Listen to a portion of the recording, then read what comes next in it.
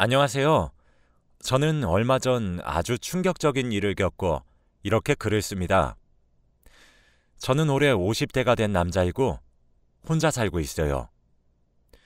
지금 생각해보면 그때의 일이 참 놀랍고 다행인 것 같습니다. 그때 그 여자의 비밀을 알지 않았다면 어떤 일이 생겼을지 상상만 해도 무섭네요. 저는 어렸을 때부터 가난한 집안에서 살았어요. 그래서 남들이 다 가는 대학도 못 가고 바로 공장에 들어가서 일을 해야 했죠.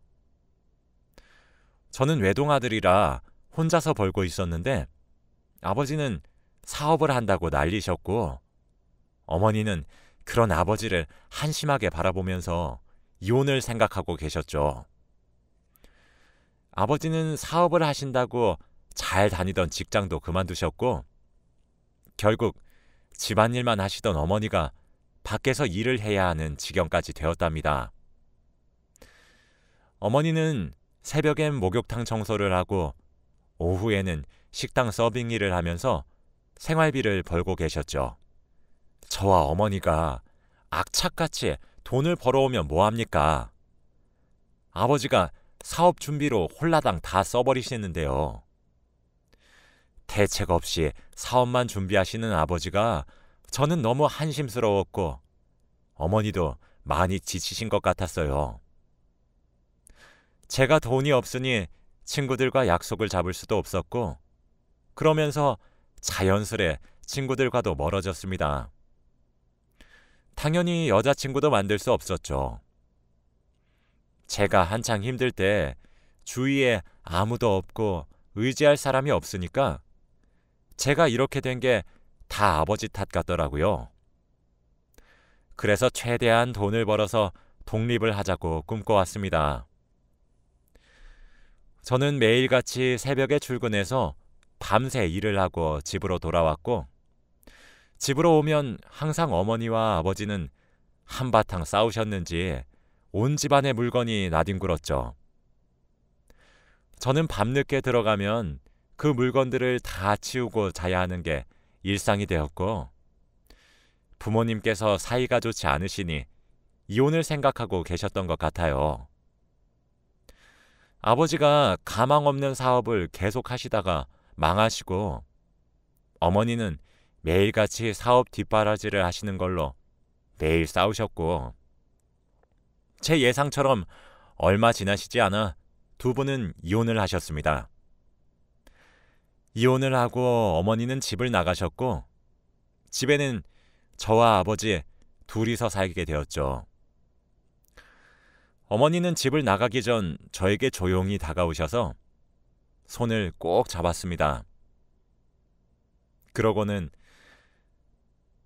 아들, 엄마가 사실 네 아버지 사업 비용 너한테 부담될까봐 이혼 못하고 있었는데 엄마도 이제 많이 지친다. 악착같이 돈 벌어오면 아버지가 훌훌 써버리고 이제 네 아버지도 정신을 차려야 돼. 돈 벌어오는 사람 있고 쓰는 사람 따로 있니? 그러니까 너도 정신 바짝 차리고 아버지가 돈 달라고 하면 절대 주지 말고 네가 하고 싶은 거 하고 살아. 여자도 만나고 옷도 사 입으면서. 알겠지? 엄마 보고 싶을 때마다 연락하고, 응? 어머니는 자신의 경험을 이야기하시면서 저에게 절대 아버지 사업 비용을 빌려주지 말라고 하셨고 저도 그럴 생각이었기에 아버지의 부탁을 거절하는 건 쉬울 줄 알았어요. 그런데 제 예상과 다르게 아버지의 부탁을 거절하기에는 쉽지 않았습니다. 저에게 애걸복걸 하시면서 아들, 이 아비 한 번만 살려다오. 이번 건은 진짜 대박 날 거라니까. 아버지가 이렇게 돈 빌리고 망하면 3배로 갚을게. 응? 제발. 아버지 얼른 사업 성공해서 네 엄마 데리고 와야 돼. 아버지가 그렇게 저한테 애절하게 부탁하시니 저는 거절할 수 없었고 처음이자 마지막으로 아버지에게 사업 비용을 빌려줬습니다. 사실 저도 아버지의 사업이 성공해서 어머니가 집으로 돌아오길 바랬거든요. 그런데 이게 웬일인가요? 아버지의 사업은 대성공이었습니다. 어머니가 돈을 그렇게 빌려주었을 때는 매일같이 망하시더니 딱 한 번 빌려준 그 사업 자금으로 아버지의 사업은 정말 대박이 났어요. 많은 사람이 아버지에게 투자하겠다고 저희 집 현관문을 매일같이 두드렸고 아버지와 저는 한순간에 돈방석에 앉게 되었죠. 너무 얼떨떨하고 당황스러워서 이 상황이 이해가 되지 않았고 뭘 어떻게 해야 할지 모르겠더군요. 우선 아버지는 회사를 차려서 정식적으로 사업을 키워나가기 시작했고 저는 한순간에 아버지 회사의 대표 이사가 되었죠. 건물의 한 층만 회사로 썼던 아버지는 사업이 점점 커져서 그 건물을 통째로 사들이기까지 했고 저희는 중소기업이 되었습니다. 저와 아버지는 늘 겸손을 마음속으로 새기면서 언제 또 예전처럼 살아갈지 모른다며 너무 기고만장해지지 말자고 했죠. 그리고 더 놀라운 건 주위 사람들의 태도가 바뀌기 시작했습니다. 제가 돈이 없을 시절에 친구들은 늘 저와 다니기 싫어했고 먼저 연락도 오지 않았어요.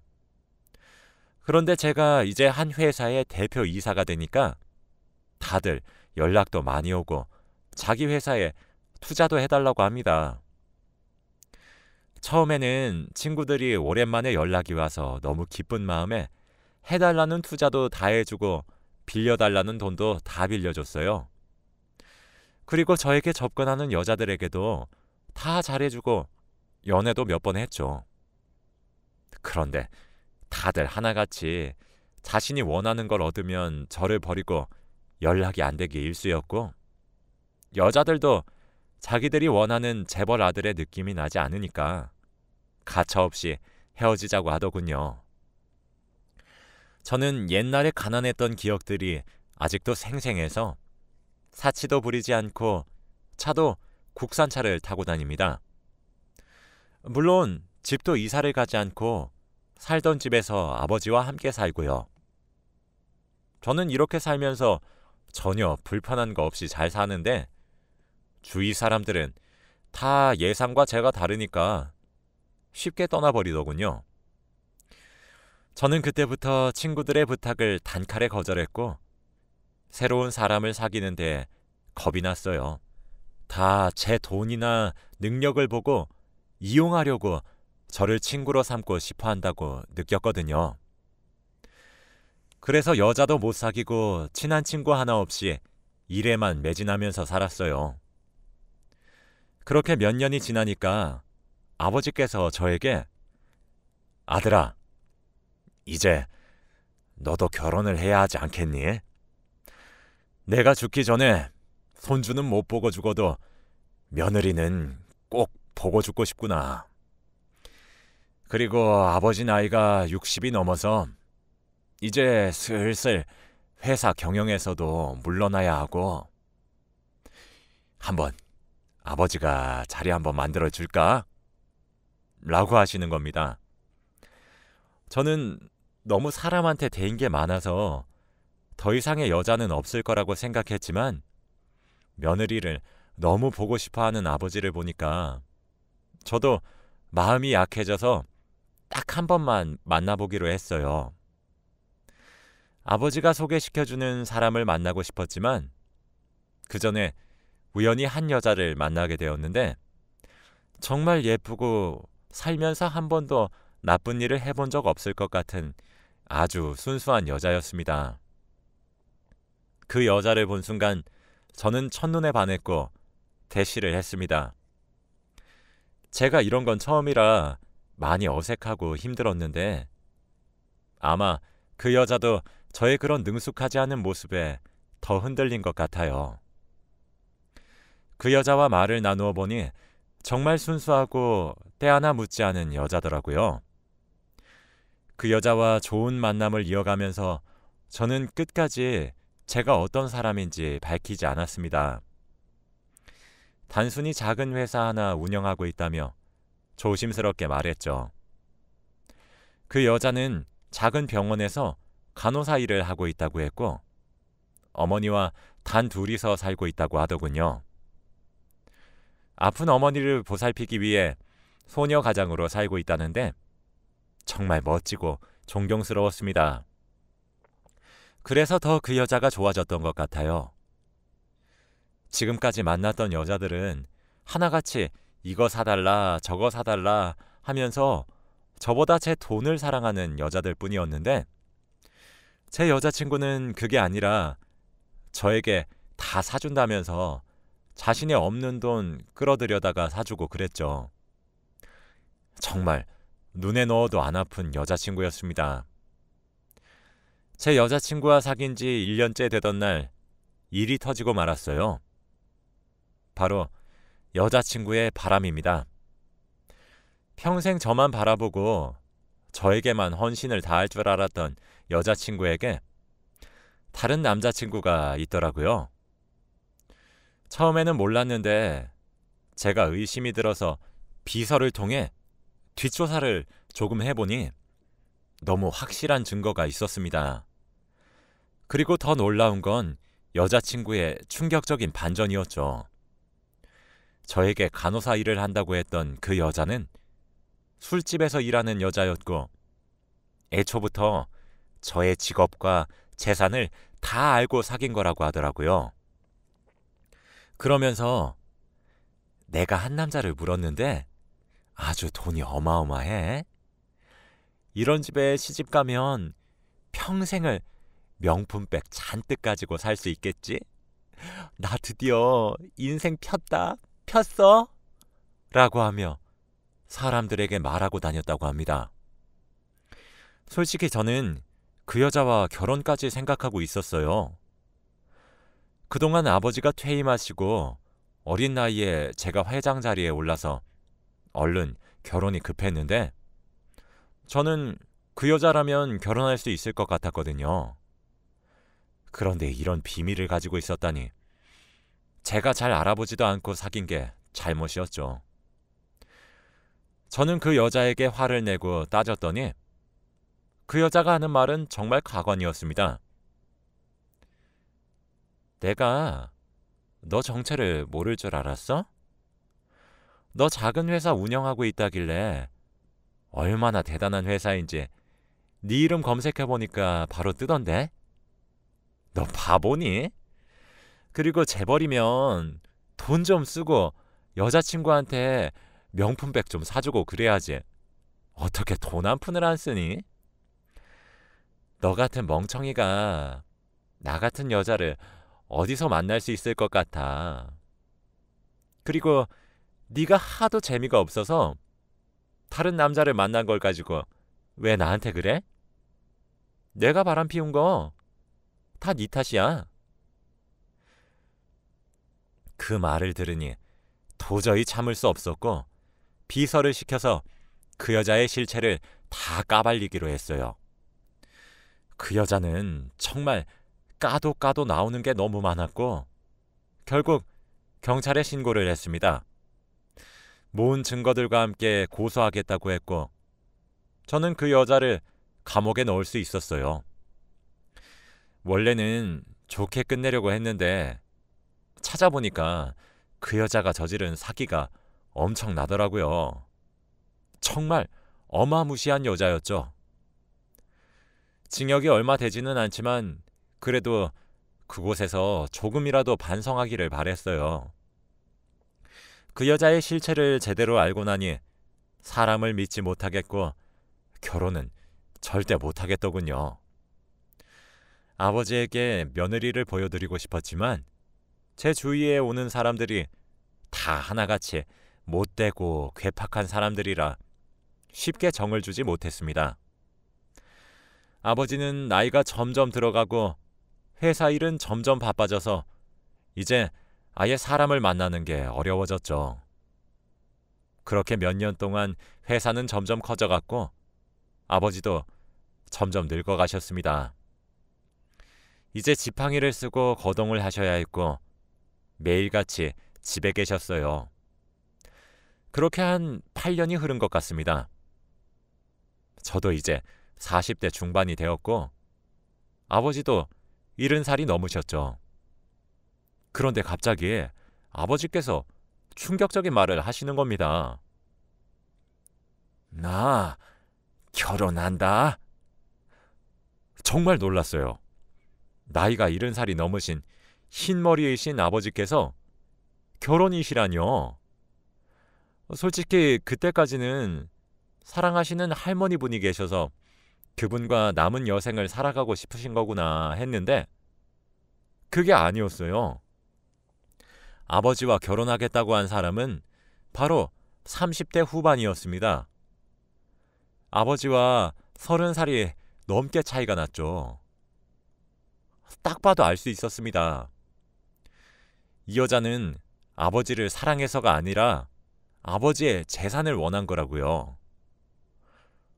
저는 옛날에 드라마나 영화 속에서만 보던 회장님의 어린 아내가 바로 저희 아버지의 일이 될 줄은 상상도 못했어요.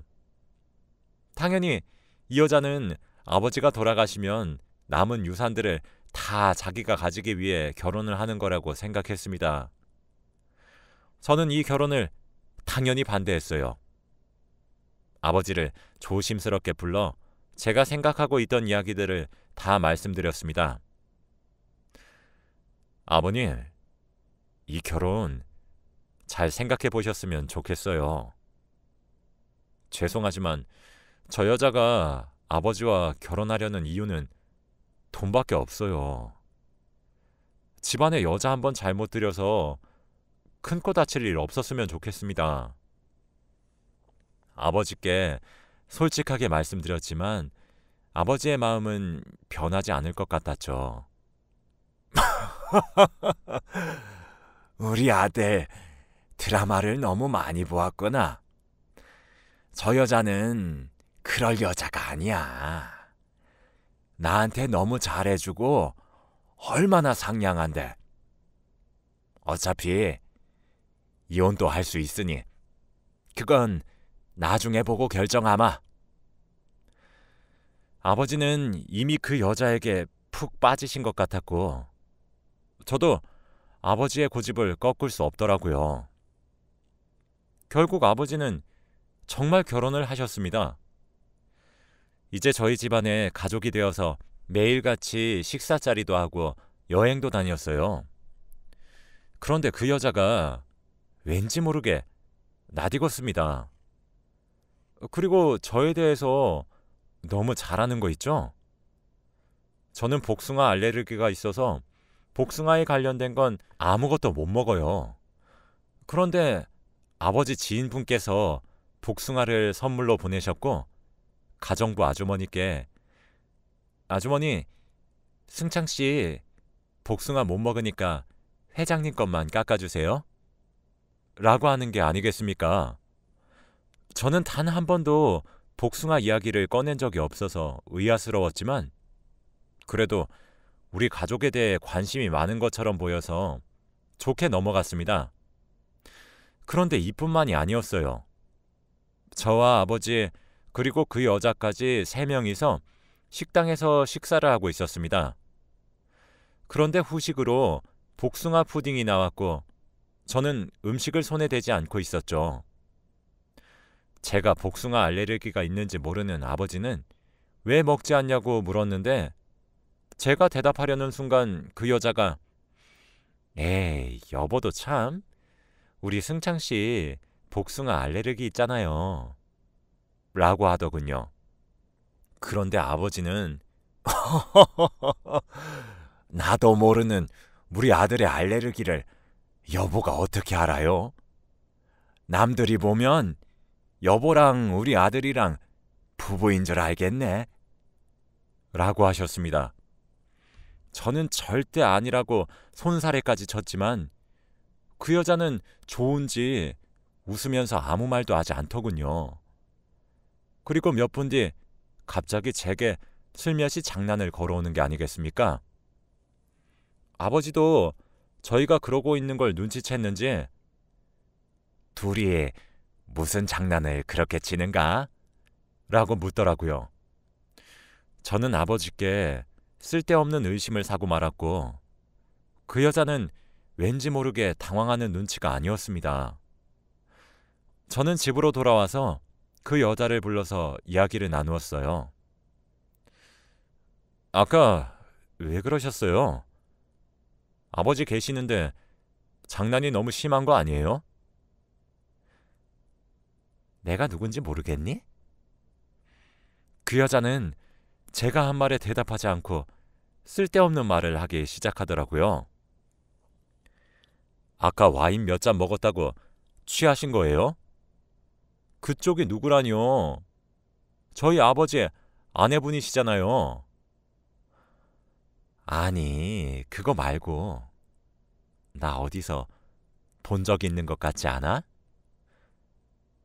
저는 그 여자의 얼굴을 뚫어지게 쳐다보았고 갑자기 그때 한 여자의 얼굴이 떠올랐습니다. 혹시 나한테 사기친 알아보는구나? 그래 나야. 네가 감옥에 넣은 여자. 저는 정말 놀랐어요. 그때 이후로 몇 년이나 지났으니 그 여자는 출소하고다 남았을 텐데 관심이 없어서 어디서 뭐하고 사는지 조사를 안 했었거든요. 그리고 얼굴도 너무 달라져서 못 알아봤는데 알고 보니 또 출소 후 사기쳐서 번 돈으로 얼굴을 전부 다 성형했더라고요. 드디어 날 알아보는구나. 처음부터 날 못 알아봐서 너무 섭섭했지 뭐야.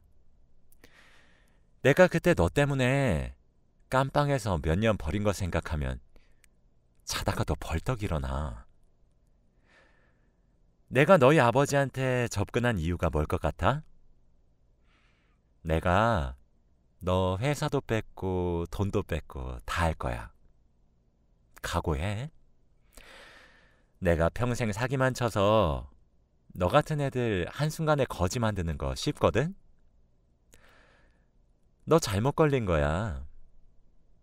너희 아버지 죽으면 이 회사랑 집 그리고 돈 다 내 거라고. 저는 정말 어이가 없었어요.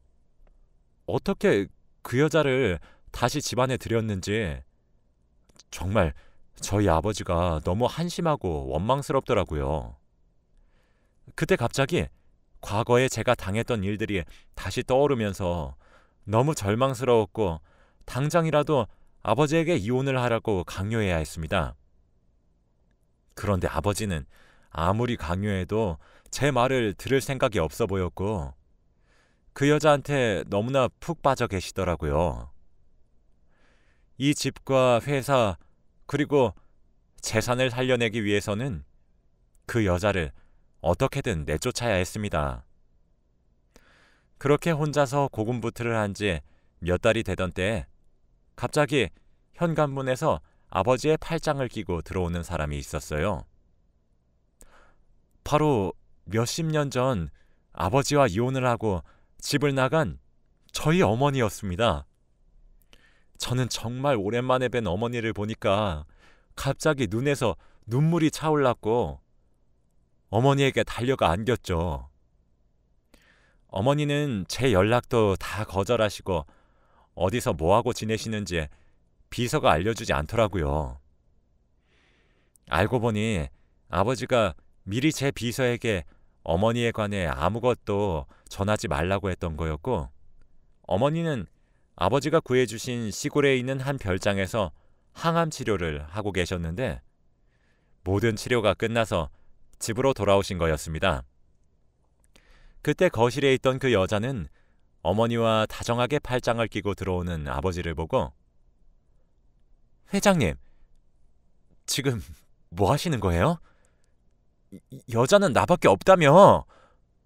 지금 당당하게 첩들이시는 거예요? 라고 하는 겁니다. 네가 뭔 상관이냐? 그리고 첩? 바보 같은 계집애. 첩은 너요. 이 여자가 본처고 네가 첩이여. 저는 아버지의 말을 듣고 깜짝 놀랐습니다.